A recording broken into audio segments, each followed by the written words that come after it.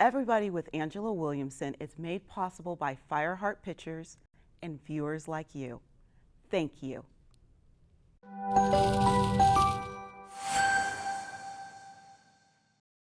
In its 40th year of publication, Ebony magazine reached a circulation of 2.3 million. And its companion, Jet magazine, reached a circulation of 700,000. Ebony, patterned after Life and Look magazines, was one of the first to feature content by and for African Americans. Ebony and Jet magazines were a staple in African American homes, beauty, and barbershops around the country. Tonight we talk about the legacy of these magazines with the retired West Coast editor of Ebony and Jet magazine. I'm so happy you're joining us. From Los Angeles, this is KLCS PBS. Welcome to Everybody with Angela Williamson, an innovation, arts, education, and public affairs program. Everybody with Angela Williamson is made possible by viewers like you. Thank you. And now your host, Dr. Angela Williamson. Aldor Collier is our guest. Aldor, thank you so much for being here. You're quite welcome. Happy to be here. Well, we are going to talk about why you were here. But before we talk about why you were here, I want our audience to get to know who Aldor is. So tell us a little bit of why you ended up, or how you ended up getting into writing, and the journey that led you to write for Ebony and Jet magazines. Well, I'm from Memphis. I think I might have mentioned that to you earlier. And I think I started writing. I was looking back in some old letters my sister found. I had a little newspaper going on in 4th grade. So I started writing early, and I don't know what led me to do it, but just I love writing. Wow. And I got into reading the same way. I'd be more competitive. My sister was very smart, and my cousin was very smart. I was younger than the two of them. So to keep up with them, I started reading so I could talk to them. I said, what are they talking about? Now I know what they're talking about because I can keep up with them. Yeah. And so I did, and I was the yearbook editor and school photographer in high school. And at Northwestern University, where I went as an undergrad and graduate student. I was a political science major with minors in history, and I think a lot of classes in Russian literature, which I loved. Oh, yeah, it may not have been the most marketable, but I love Russian lit. Wow, so, but nothing with it. But when you write, you need to understand a lot of the world around you. So do you think that was important? I realize now. Okay. But back then it was just about fun. Oh. And when I was a senior, I said, you know what? As a political science major, I don't want to go to law school. Yes. Which is about 80% due. Yes. So I'm not going to be a lawyer. So I said I'm going to go to graduate school and keep writing. So journalism was the natural way to go. And I stayed at Northwestern for graduate school. And my first job was down in Florida. Yep, Florida. Clearwater, Florida. So you start in Memphis. Born in Memphis, yeah. Born in Memphis, so yeah, of course, then, yeah, I guess you kind of started there. Then you end up at Northwestern in Illinois. Then you get down to Florida. Yeah, my first job was in Florida. And the second job was back in Memphis. I covered the school board in Memphis as a reporter for the afternoon daily called the Press Scimitar. And I was there for maybe just under 2 years. But I want to be back in Chicago. That was my city. I love being there. Really? Well, a lot of my friends are still in Chicago, so I kept going there on the weekends. So I said, let me find a job in Chicago. And one of my colleagues had already gone to Ebony from the paper in Memphis. So he said, we got an opening up here at Ebony and Jet. I'm like, I'm there. And so I went to Chicago and started writing at Ebony and Jet from Memphis. And I want to stay in Chicago, but after a year and a half, I was moved to LA. And so I started covering things for Ebony and Jet. Luckily, it wasn't just Hollywood stories. I got to cover the Olympics in '84. Yes. Got to interview like Tom Bradley, who was mayor then, Evelyn Ashford, great track star. Yes. Florence Griffith FloJo, as we called her. A lot of the African American community knows about Ebony and Jet magazines. Did you have those as a staple in your home as well? Or? Are you kidding? Yeah, I know. Stacks of them. So, did you ever imagine that No. People ever ask Really? that, you know, were you thinking about that when you saw those magazines in your Yes. house, in the barbershop? Yeah, and in I the talked grocery about that. store? Part of my teaser, I said the beauty in barbershop. Yeah, yes, yeah. Yes. Always in the barbershop Yes. and the grocery stores, but also my grandmother's house, my mom's cousin's house, stacks of Ebony and Jet there. But I never, you know, they were fun to look at, beautiful covers. Always. I gave it no thought. I gave it no thought. Wow. I never saw myself working there. When you took the job at Ebony Magazine, did you think that you would have this long career there? Not at all. I don't think anybody did. I mean, some people might have, but I think because I'd already, you know, we see ourselves as gypsies in many ways, reporters. You want to go from one to the other, you want to change, you know, platforms, et cetera. So I was in Florida, then Memphis, and I got up to Ebony and Jet. A lot of people thought it's a destination because it's the biggest publication, you know, in the world at that time. Yes. You know. They had like 10 million readers, which is, you know, bigger than most white publications. Yeah. But I guess I didn't know what I was doing. I was still like, what, 24? Yes. 25, so I was just meandering. But I did like being there. I liked that once I got there, you know, this is almost, you're sitting in a part of history in a sense. You are. They gave tours of the building. We had rare African art all over the building. Oh yes, they had Ebony Fashion Fair was a big product, its own division in the building. And I realized how, you know, just sitting in a part of history. So I realized, you know, I'm here. You're here. And so you get there, and what is the first major story that they have you cover? I got to interview right away Brooke Benton. You know, he's saying Rainy Night in Georgia. It was his biggest hit. He did duets with Dinah Washington. And they said, he's on the phone. I'm like, for me? I said, yeah. I'm like, okay. It's like you're picking 'Cause I up, had like not- you just calling, you say, hello, Aldor, how yeah, are you? I'm thinking, oh, really? What do I say to him? Because I had done very few when I was a newspaper reporter. Yes. Very few. I had done like Gary Coleman, Gary Yes. Coleman. He came through Memphis. And somebody else I did, I can't recall. But more people of news that I did. I gave an former British Prime Minister, I did him. He was in Memphis. I was just surprised, I guess because I'm a native of Memphis, why so many people from around the world just flocked there to go to Graceland. And for us, it's no big deal because we Yes. live there. Yes. It had no attraction to me. So, but at Ebony and Jet, I talked to a lot of black legends. And you know, the one that really got me, I'm like, I almost pinched myself, Angela Davis. Oh, wow. Yeah. Yeah, she was there meeting with the owner, and they said, come quickly, you gotta talk to Angela Davis. I'm like, oh God. I stopped for a second. So now you realize that you didn't know you would be at Ebony and Jet so long, but you're walking in and you're interviewing these numbers of like musical legends and activists, and so where does Aldor go next? This all of a sudden you get into the office and they say we're going to reopen the division. You're going. Did you really want to go to the West Coast? Not at all. I'm not supposed to say that. Well, I like Los Angeles, you know. Yes. I've been out here at least 3 times before I moved out here to do interviews. And that's what they're saying, you know, we spend too much money flying people out there. Yes. When we have an office that has to be reopened, so. And you I did liked what, LA. 3? No, I liked Los Angeles, but I just didn't want to move because I was already happy where I was. And what 3 interviews did they fly you out here for? Do you remember?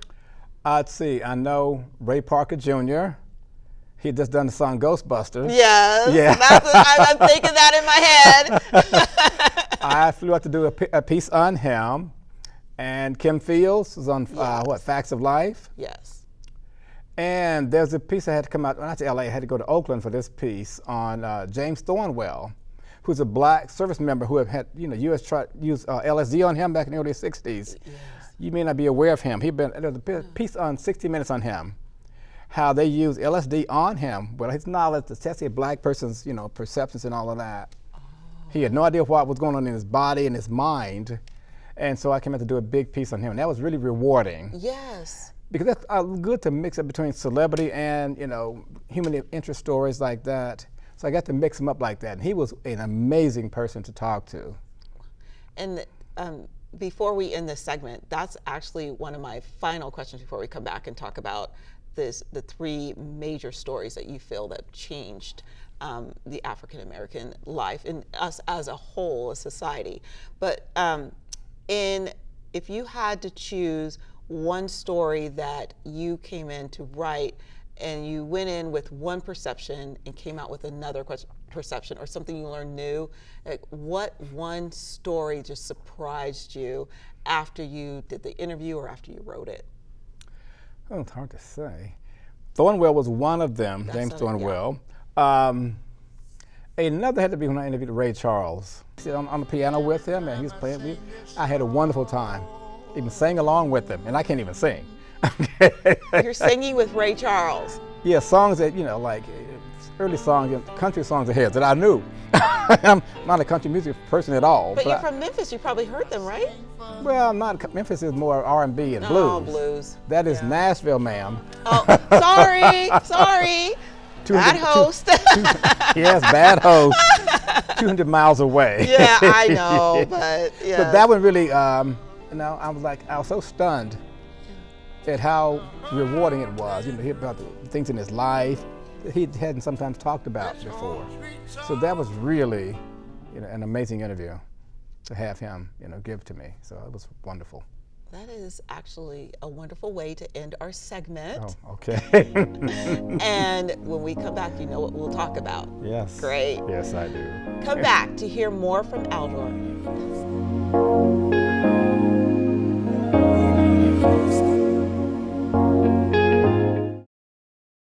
Hey guys, it's me, Isabella Gomez, filling in for Smokey Bear because he's got more to say than just... Only you can prevent wildfires. Like, if you're outside enjoying a barbecue, don't let a hamburger distract you from fire safety. Make sure you aren't dumping your hot coals or ashes onto the ground because that could start a wildfire. So take wildfire prevention seriously and let's save the world one day at a time. Juntos con Smokey Bear, podemos hacerlo. Go to smokeybear.com to learn more about wildfire prevention. At the U.S. Center for Safe Sport, we see champions everywhere we look. In every sport, on every court, we're building a foundation to ensure all athletes are safe, supported, and strengthened. At the U.S. Center for Safe Sport, ending abuse is not just our job. It's our promise.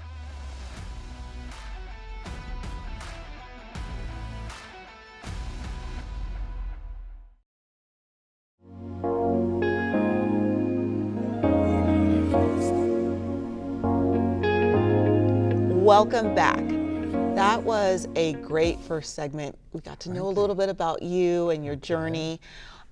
What we wanted to spend this time talking about would be, in your opinion, the 3 greatest stories that you covered that change African American life as we know it, even as a society looking back at those stories.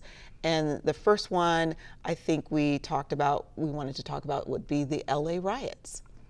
Yeah, what a surreal time. I mean, how did you know to go out to this location? How did it start? I mean, did you get a phone call or were you already watching the news? Phone call? I don't think. It was once that verdict came down, everybody kept talking about Florence and Normandy, but downtown was already burning up. People were overlooking that. So there are fires everywhere. I think the perception was like with the Watts riots, it was confined to one area. Yes. This caught everybody off guard, especially white people. They assumed it's going to be down in South LA where black people and Latinos live. Yes. But you had fires in Venice. You had the Beverly Center, bullets ricocheting to the Beverly Center, things in Pomona, Venice. It was widespread.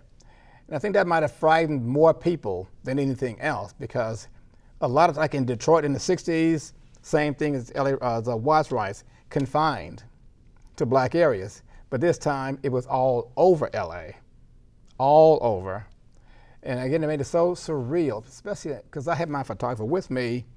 We were shaking our heads the whole time, seeing people walking down the street with couches and carrying couches or chairs on top of cars. I saw them with racks of furs, Oh. from Bullock's Wilshire down on Wilshire, Bullocks. Bullocks Wilshire, not just Bullock's, BW, yes, Bullock's Wilshire. Yes. Did you see all of this going on? And we were shooting, and I'm interviewing people. I saw this ambulance, it was firemen. They were sitting at the corner of Pico and I think Fairfax.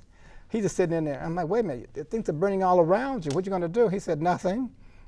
He said that there's no police protection, so I can't go and do this without, protection because it's too dangerous. He said, I can't put my life at risk. And so you're letting all this burn. So, but when I think about covering the LA riots, one thing that stands out most in my mind, makes me the angriest of all, is that watching the way the dominant press covered the riots. Yeah. They kept showing black people and brown people over and over and over. Yet, up in Hollywood, all the looters were white. They were all white, but I didn't see cameras around shooting them. We had stores back there called Silo, which is like a big, like Federated or almost. Silo stores had electronics there. Yes. They would come out into the parking lot, opening boxes with, stereos and things, and everybody we shot was white. Nobody else was shooting these white people except us. And I just found it upsetting that, two of my friends from school, they had flew in for this.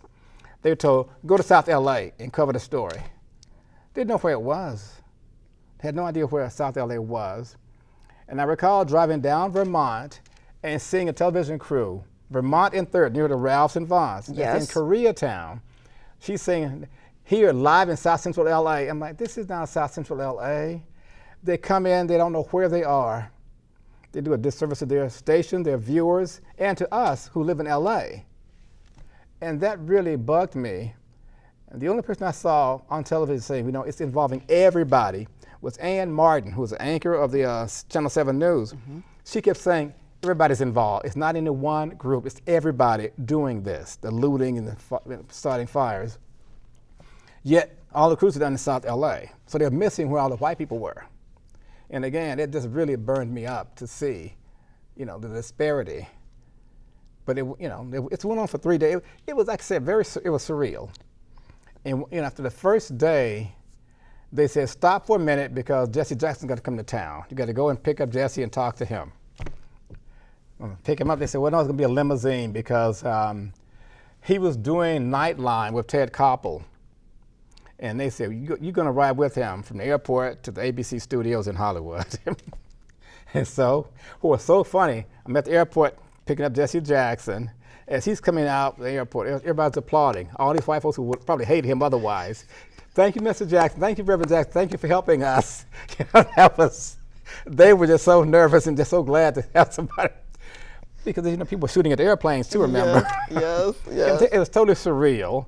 And we got to the ABC studios. We picked up Tom Bradley, the mayor. So I'm in the limousine with all these people. Jesse Jackson, Tom Bradley, and I think Maxine Waters came in too. So it's me talking to all of them at the same time. Because, you have some heavy hitters in this limousine. And you're a reporter. Yeah, it's just me. Are no you other reporter there, just me. Do you have a question for them, or are you just listening to them talk? What is your role as a reporter, listening to these three most powerful people, like in LA, in the country, talk about what's going on right around them as you're driving the streets of Los Angeles? I was at first said, I got to listen. They may say something that I can follow up on. So Jesse Jackson did most of the talking in the beginning because we got him first. Then we had to when we got City Hall with the mayor. But Jesse did the thing with Channel with Ted Koppel. Mm-hmm. But on the way there, he's saying, we got to get this, you got to do this, we got to make sure we show what's going on in the city. That's not just black. He heard, before I said it, same thing. It's not just a black thing. Maxine Waters is saying, echoing some of the same sentiments. What can we do about this? How can we stop this? Without spending, city taxpayers' money for this. Yes. They're all stunned. The thing is, they're all surprised. Really? That's interesting. Nobody could see this coming. No. And Tom Bradley, I think, was the most shocked of all because he knew he might get a lot of the flack for his fighting with Daryl Gates, with the police chief. People blame both of them, 50-50 for letting this happen because they've been feuding. I don't know if you were around LA then. They've been feuding for many years. The two of them hated each other publicly.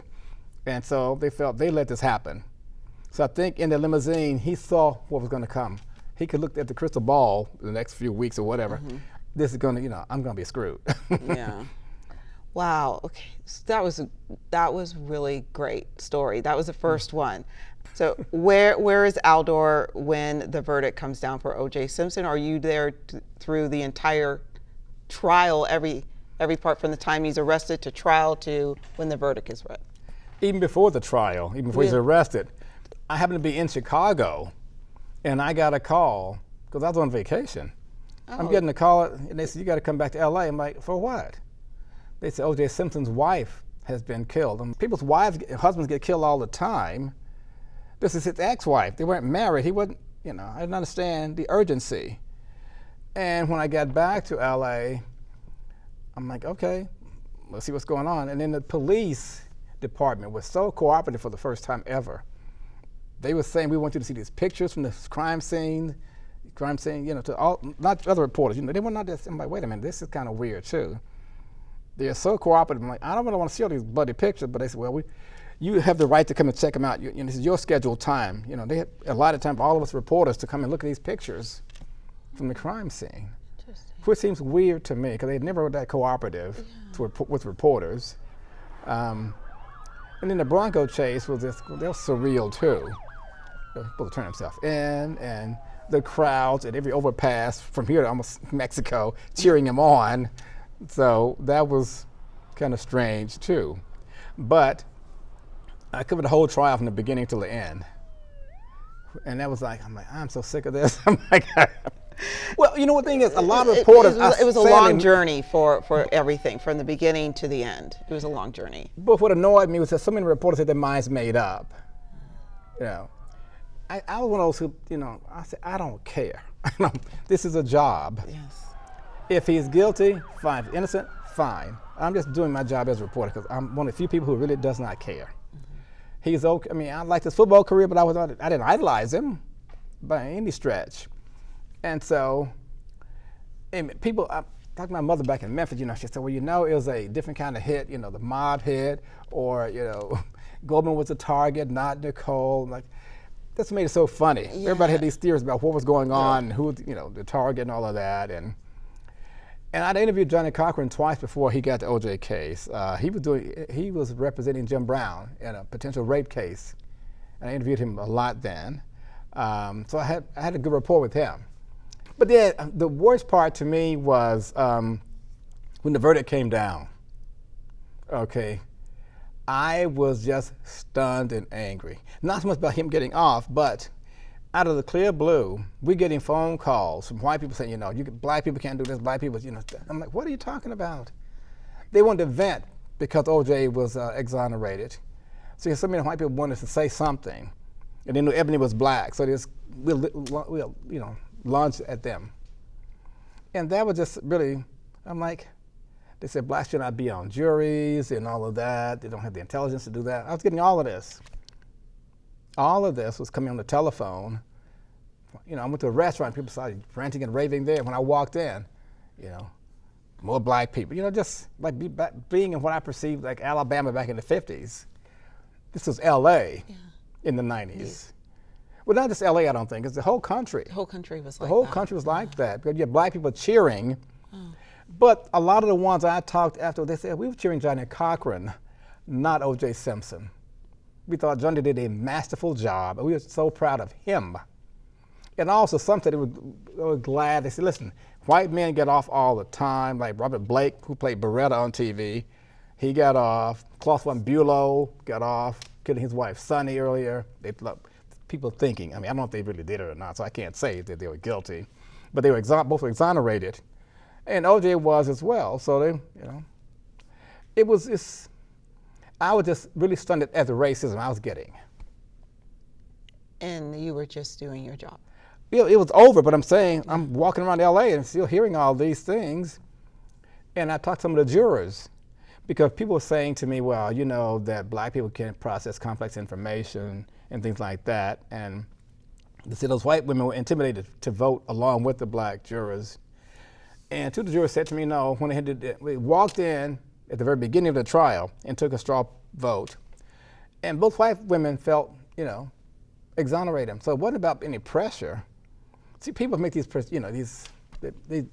leaps all the time, and I think it's just unfortunate. And again, the other surprising part was how many reporters were angry about him getting off. And I'm like, why do you care? That's my idea. Why do you care? But I was hearing white people, white reporters, journalists who should have been a little bit more objective, just angry. And they were venting as well about O.J. getting off. And I'm like, is it that big a deal, people? They said, no, they saw that this is a black savage getting off and killing a beautiful white, blonde, blue-eyed woman. So it goes back to almost, like, in some people's perception, Mandingo in slavery days, you know. Keep them away. He shouldn't do it with a white woman in the first place. She's white, blonde, and all of that. And that's what got me. This is the way I was seeing people I thought I'd respected in the business. You know, so angry that somebody black got off with this. And they said, why aren't you upset? I said, because I didn't care day one, and I don't care now. You know, guilty or innocent, you know, my job is over now. I'm going to do a big piece on this, and I'm going to be done. And the jurors I talked to, they were glad to talk afterwards because they could afterwards. And what stuck with me again was the way so many people, especially white people in this country, were so hostile and angry. So it was a big story. It wasn't just an LA story, as you know. No, they were just really going off the deep end. It's a national story. It was international. Oh, yeah. And why would they, you know, I just couldn't understand why they cared so much, especially the reporters, because they're doing their job. You're supposed to be more detached when you're a reporter and just cover it objectively. And it was so clear that they couldn't, to me. So that was stunning, quite stunning. Well, and I like how you're giving us a different view, because a lot of times when we miss, you know, a different view because we're just watching what's on the news or reading it. So you're able to give us that perspective. Aldor, thank you so much for the time and sharing those two stories, because they're so important, not only to everything that is what we call the African American experience, but just everybody in the United States experience, but also to what we had in Los Angeles. So I appreciate you spending some time with me. My pleasure. My pleasure. And thank you for joining us on Everybody with Angela Williamson. Viewers like you make this show possible. Join us on social media to continue this conversation. Good night and stay well.